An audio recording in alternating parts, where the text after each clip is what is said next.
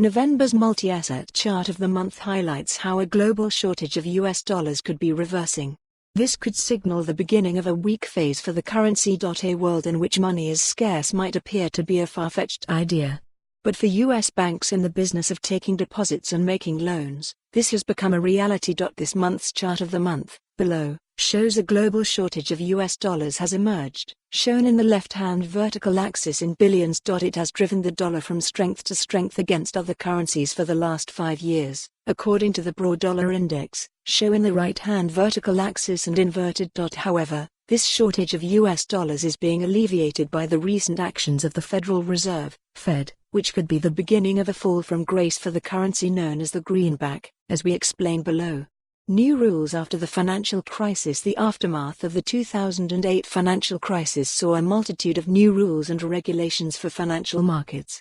The aim was to make sure such a damaging financial crisis could never happen again. One of these new rules was that the U.S. central bank would pay interest on the excess reserves, the IOER rate, of banks. Where do banks put their money?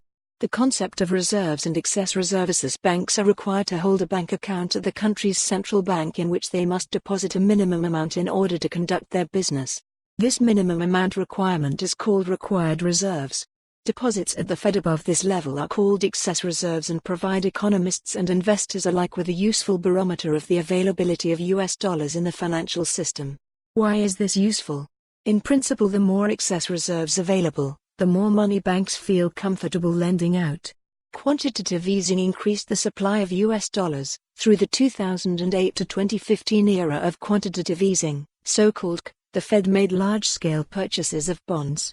In effect, this created new money, delivering US dollars into the financial system and increasing their availability. Most banks could in theory lend out more US dollars. Economic growth improved markedly and the recovery in corporate earnings was reflected in the strong performance of US stocks. But once the policy stopped, banks did not step up. These policies were wound down in recent years, reducing the supply of US dollars. At the same time, the behavior of commercial banks has permanently changed.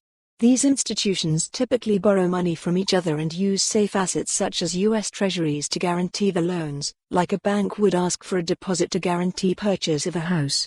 Instead of using these securities to borrow money, however, banks are displaying more conservative behavior and keeping these safe assets locked down. Less lending in the financial system. For more on this story, visit the news article link.